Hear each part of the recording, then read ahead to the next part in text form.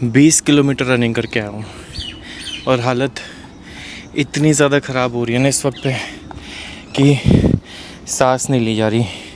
पर सिर्फ एक चीज़ कि आप लोगों को मोटिवेट करना है, क्योंकि ना होता क्या है कि जब हम लोग अनफिट होते हैं ना तो हम किसी भी काम को कर रहे हो हमारे अंदर कभी भी कॉन्फिडेंस नहीं आता।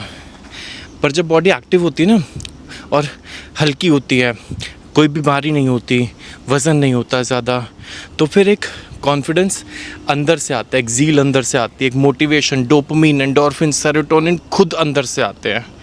पर अगर आप अनफिट हो, सुबह उठोगे थके हारे से, बोर मूड, बिल्कुल डोपामिन बिल्कुल ज़ीरो, कुछ करने की इच्छा नहीं, थके हारे से अपने बाथरूम में जाओगे, ब्रश करोगे, मायूस सा चेहरा लेकर के ड्रेसअप होगे, ऑफिस की तरफ निकलोगे, कुछ भी प्रोडक्टिव नहीं होगा। सिर्फ एक मैकेनिज़्म में, एक सांचे में अपनी ज़िंदगी गढ़कर अपने आप को चलाते रहोगे।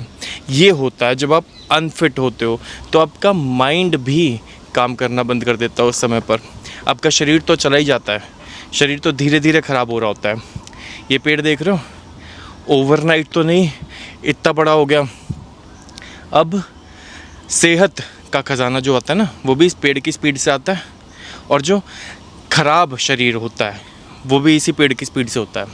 ये पेड़ बढ़ रहा है, दिख तो नहीं रहा ना रोज़ बढ़ता हुआ, पर शरीर ख़राब होगा ना वो इसी पेड़ की स्पीड से ख़राब होगा। रोज़ दिखेगा नहीं कि ख़राब हो रहा है, पर वो धीरे धीरे धीरे धीरे over the course of time ख़राब होता चला जाएगा। बॉडी इनफ्लेक्सिबल होती चली जाएगी। हम जब छोटे बच्चे थे तो हम कितना फ्लेक्सिबल थे, हम कुछ भी कर सकते थे, धनुरासन, भुजंगासन, कोई भी आसन, you name it, and effortlessly we could do it. But हमने बॉडी को जब काम देना छोड़ दिया तो फिर वो बॉडी धीरे धीरे ख़राब होनी शुरू हो गई, और वो पता नहीं चली कभी भी, क्योंकि ओवरनाइट नहीं होती, एकदम से नहीं कि अरे भाई मेरा हाथ नहीं मुड़ रहा। ऐसा होगा एक दिन, 50 साल की उम्र में, 60 साल की उम्र में, 40 साल की उम्र में भी जाके एक दिन ऐसा होगा कि हाथ नहीं मुड़ेगा यार। पर उसका वो इम्पैक्ट जो आया है वो ओवरनाइट नहीं आया है। उसकी भूमिका जो है वो पिछले कई महीनों से या कई सालों से बन रही थी, इसलिए वो एकदम से वो इफ़ेक्ट ऐसा आ गया कि आज वो हाथ मुड़ नहीं रहा। इसी तरीके से सेहत भी जो बनती है ना, वो दिखती नहीं है कि मैं सेहतमंद हो रहा हूँ, पर over the course of years जब आप अपने आप को कंपेयर करोगे ना कि मैं 1 साल पहले कैसा था और आज मैं 1 साल की डेडिकेशन और मेहनत के बाद कैसा हूँ, तब आपको मालूम पड़ेगा कि हाँ, there is a certain change, एक डेफिनेट चेंज है, एक डिस्टिंक्टिव चेंज है आपकी बॉडी के अंदर। तो ये होता है जब आप रोज़ाना वर्कआउट करते हो, रोज़ाना योग अभ्यास करते हो, रोज़ाना अपने आप को स्ट्रेचिंग देते हो। योगा क्यों बेस्ट है सभी एक्सरसाइज की फॉर्म्स में? क्योंकि योगा में स्ट्रेंथनिंग और स्ट्रेचिंग दोनों एकदम बैलेंस में चलती हैं। आप, ऐसा ज़रूरी नहीं है कि आपको मसल्स बिल्ड करनी है तो आपको जिम ही जाना है। योगा के थ्रू भी आप बहुत अच्छी बॉडी बिल्डिंग कर सकते हो। एस्थेटिक नहीं, वो इंस्टाग्राम वाली बॉडी नहीं, 6 पैक एब्स वाली बॉडी नहीं मे बी, बट जितनी बॉडी को नेसेसिटी है मसल्स की, उतनी योगा से आती हैं।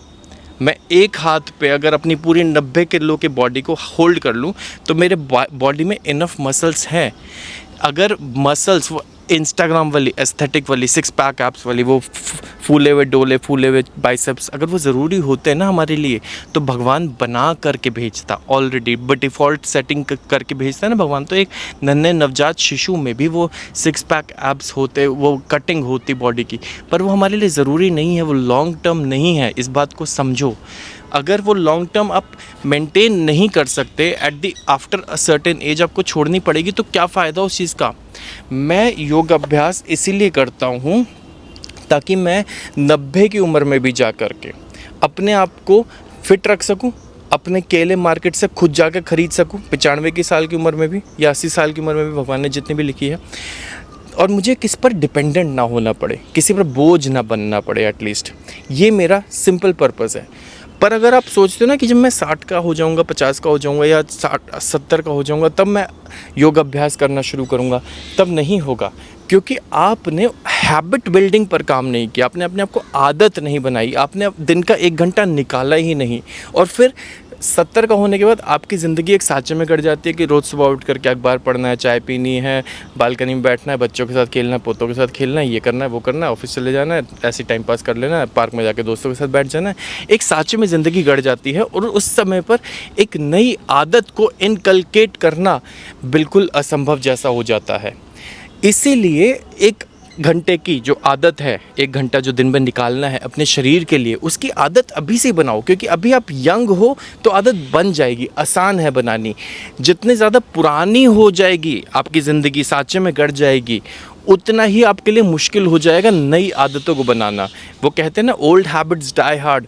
तो ओल्ड हैबिट आप कौन सी कर रहे हो? अपनी ज़िंदगी को उस गलत सांचे में डालने की, या फिर अपने अभ्यास को रोज़ाना प्रायोरिटाइज़ करने की हैबिट को आप प्रायोरिटाइज़ कर रहे हो?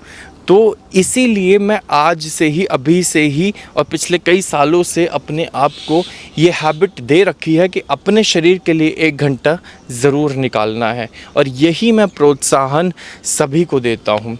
खैर, इस वीडियो के लिए इतना ही। मेरा सिर्फ़ और सिर्फ मकसद ये था कि आप लोगों को योगा के प्रति थोड़ा सा अवेयर करना, आप लोगों को योगा की थोड़ी सी इन्फॉर्मेशन देना। मेरा पर्पस सॉल्व हो गया।